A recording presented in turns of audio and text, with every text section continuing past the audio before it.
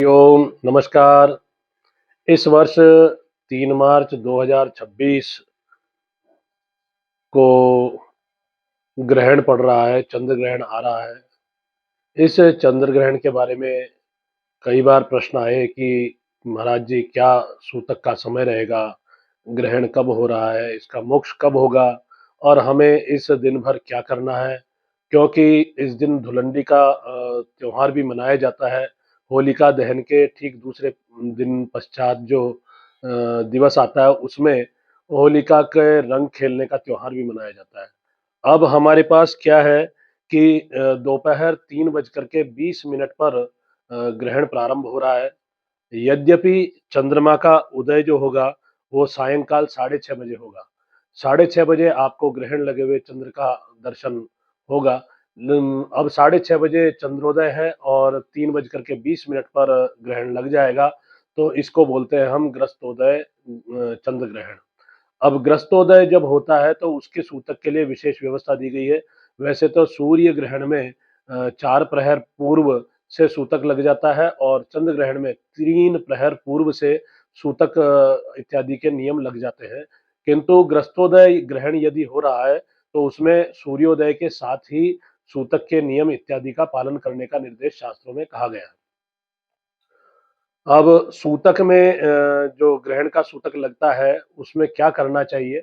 उसमें किसी भी देव प्रतिमा आदि का स्पर्श नहीं करना चाहिए, पूजा आदि का निषेध है। मंदिरों के पट मंगल रहते हैं, मंदिरों के दर्शन, देव प्रतिमाओं के दर्शन बंद रहने चाहिए। इस समय में हमें भोजन आदि का निषेध करना चाहिए। ऐसा कहा गया है कि विधवा, यति, वैष्णव और विरक्त आदि जो है इनको इनको भोजन नहीं करना चाहिए।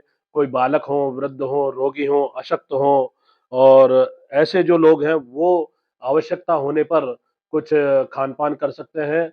अ, और ग्रहण काल में शयन और शौचादि क्रिया भी वर्जित है और सूर्य ग्रहण में पुष्कर में और कुरुक्षेत्र के तथा चंद्र ग्रहण में काशी के स्नान और जप दान आदि का बहुत महत्व बताया गया है। ग्रहण के समय में जप, स्नान, दान, हवन इत्यादि का बड़ा महत्व बताया गया है।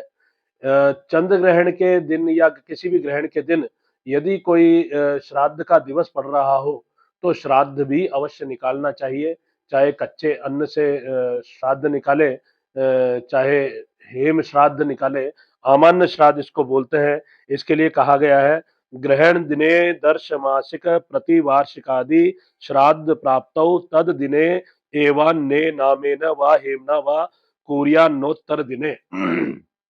दूसरे दिन की अपेक्षा न करें, उसी दिन हेम श्राद्ध अथवा आमन्न श्राद्ध निकाला जाता है और उस दिन जो है 3:20 पर ग्रहण लग रहा है और ग्रहण का प्रारंभ तो होगा खग्रास का 4:35 अपराह्न काल और खग्रास समाप्त हो जाएगा 5:33 पर और पूर्ण ग्रहण की समाप्ति होगी 6:47 सायंकाल में। तो यह पूरा पर्वकाल जो रहेगा 3 घंटे और 27 मिनट का रहेगा। इस समय पे जप हवन दान आदि करना बहुत ही बढ़िया रहता है। अब धुलंडी खेलने के लिए, रंग खेलने के लिए कोई निषेधात्मक वाक्य भी नहीं है और खेलो ही ऐसा भी नहीं है। वस्तुतः हमें सूतक के नियम हमारे को निभाने हैं। बस इतना सा ध्यान रखना है कि हम सूतक के जितने अधिक से अधिक नियम ग्रहण काल के सूतक के नियम निभा सकें।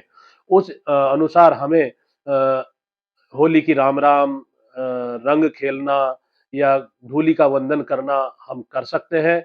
इसमें कोई वो नहीं है क्योंकि प्रतिपदा दूसरे दिन रहेगी तो गणगौर आदि के क्रम डोरा लेना इत्यादि 4 तारीख को 4 मार्च 2026 को हो सकेंगे।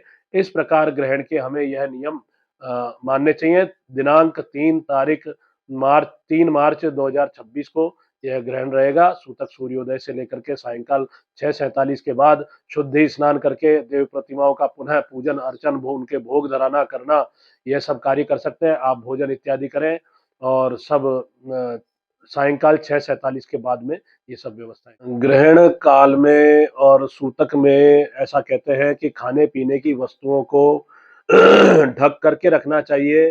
पीने के जल में अथवा पात्रों में भरे हुए जल में कुशा आदि छोड़ देनी चाहिए। यथासंभव जहां-जहां पर कुशा इत्यादि छोड़ी जाती है, वहां पर ग्रहण और सूतक के होने वाले दुष्प्रभाव नहीं होते हैं। और प्रयास ये करना चाहिए कि कोई भी खाद्य सामग्री बनी हुई नहीं हो तो ज़्यादा बढ़िया है, और बनी हुई यदि हो तो उसे ढक करके कुशा से आच्छादित करके रखें। तो यह ग्रहण काल में सूतक काल में ऐसा कहा गया है। और सूतक शुद्धि होने के बाद में कुछ जो ऊपर के वस्त्र इत्यादि है उनको स्वच्छ किया जाता है, मंदिर में पोंछा इत्यादि लगाया जाता है, स्नान इत्यादि किए जाते हैं, सचैल स्नान इत्यादि किए जाते हैं। ये सब सूतक के और ग्रहण के नियम बताए गए हैं।